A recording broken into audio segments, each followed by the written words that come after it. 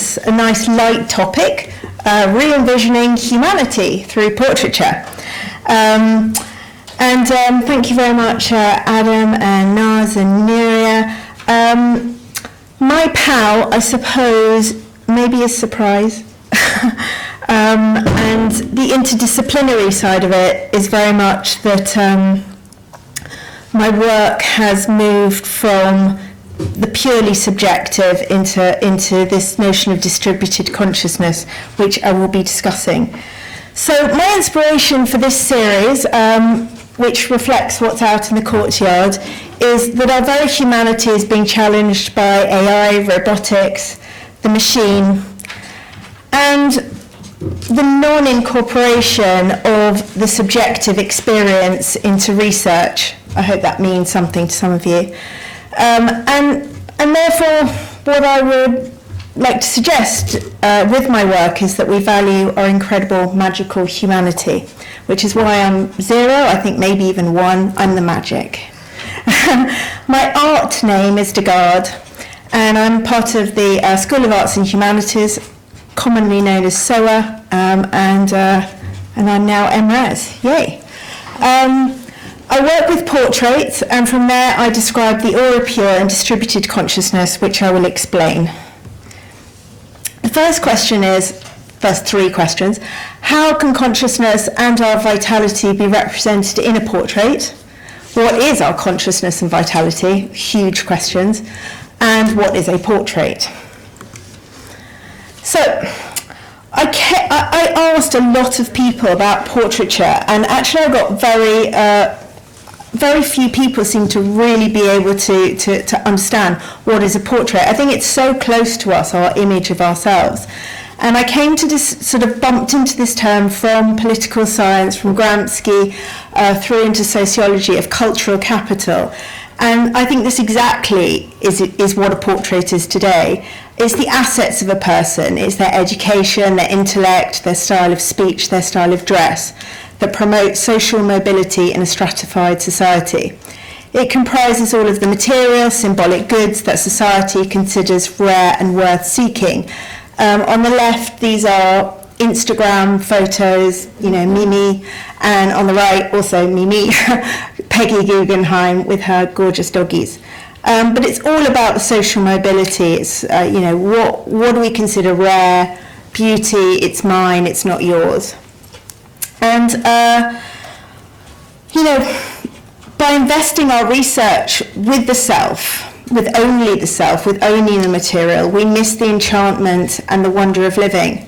But how can we see consciousness, people's consciousness?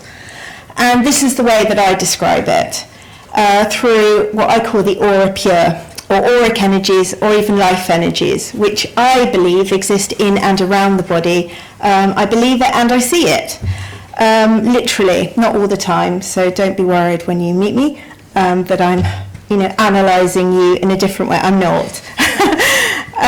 Obviously we have life, we are alive, and your life energy includes your material being, obviously, your consciousness, your intentions, and your experiences. This is some of the work that I have done on the course, whilst on the course. But most people, you'll be thinking, if you believe in my kind of stuff, you'll be like, yeah, wow, it's really cool. But most people believe that consciousness comes from, is it in the brain or the mind? Actually, the truth is that most academics and people don't understand where consciousness or vitality does come from at all. This is a series that I did in January, which I showed, and what I'm showing is that these life energies exist around the body.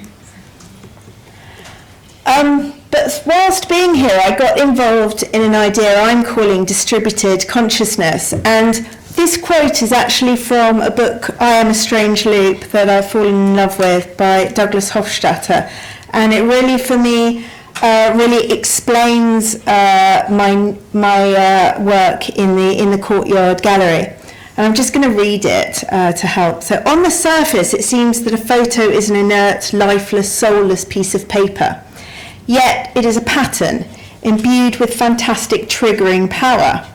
And of course, in addition to a photo of someone and the set of someone's complete works, just where comes the point of critical mass when having a pattern, perhaps a large set of videos, perhaps an extensive diary like Anne Frank's, amounts to having a significant percentage of the person, a significant percentage of their self, their soul, their I, their consciousness, their interiority. And Hofstadter he interweaves all of those terms that they all mean the same. And then it seems to me that you would have to concede that even having a much smaller pattern, such as a photo, already gives you a non-zero, even a fraction of the actual person, of the view from the inside.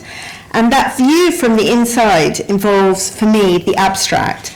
And it's about trying to offer, instead of just a material portrait, our cultural capital, who we are on the outside, it's to actually give the view from the inside. So I'm leading you through my way of thinking slowly. On the left is the abstract of this person's life energies. And on the right, the same abstract of their life energies with the human form. I don't know if you can see the human form. Sorry, it's not a brilliant photo.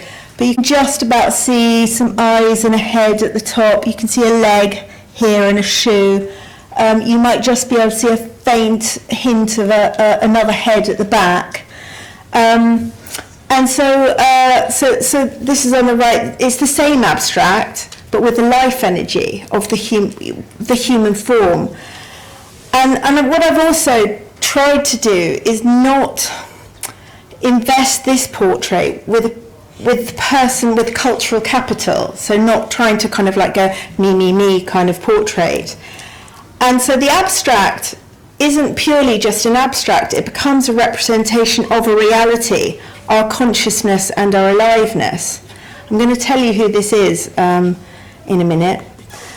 Then again, I'm just going to repeat in a sense. On the left, the abstract of this person's life energies, and on the right, the same abstract of their life energies with the human form.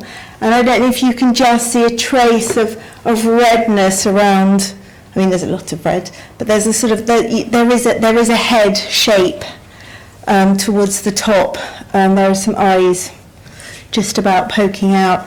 Again, it's the same idea, to not invest the portrait with cultural capital. And again, the abstract is a representation of this person's reality, their consciousness and their aliveness. This is actually George W. Bush, and this is Jesus. And both of those portraits can be seen in the courtyard gallery as you walk towards the canteen. George is up the top and Jesus is underneath. And the reason that I've used this eclectic group of people is because this is the first 16 of the most controversial people on Wikipedia, based on the total number of page edits over 15 years. And what I've done is I've taken their distributed consciousness and aura pure to, you know, what are they thinking? Who are these people? The table, just to give a bit of information, this is a piece of research done by Forbes magazine. It's from 2016. I haven't really been able to find any sort of political take on the difference in time between now and then, because this has crossed 15 years. And as you see, it's a very eclectic group, and you can see that the consciousness of these people is moving continuously, that they're being edited repeatedly. So just to finish off, finally conclude that our very humanity is being challenged by the machine, and not including the vital self in research. You know, we're also not including our subjective and selfhood in research. And not to have our only vision, you know, as I said, I'm trying to not create that the only vision of humanity is through the cultural portrait, the cultural capital portrait. And as you can see once again on the left, the wonderful Peggy Guggenheim, who I love and adore and admire.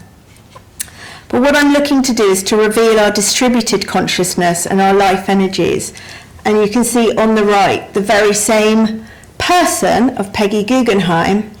I don't know if you can just about see her holding up a portrait. But with her life energies, with her consciousness, her distributed consciousness. So this is my attempt at re-envisioning our humanity through portraiture and to truly value our incredible, magical humanity. Thank you.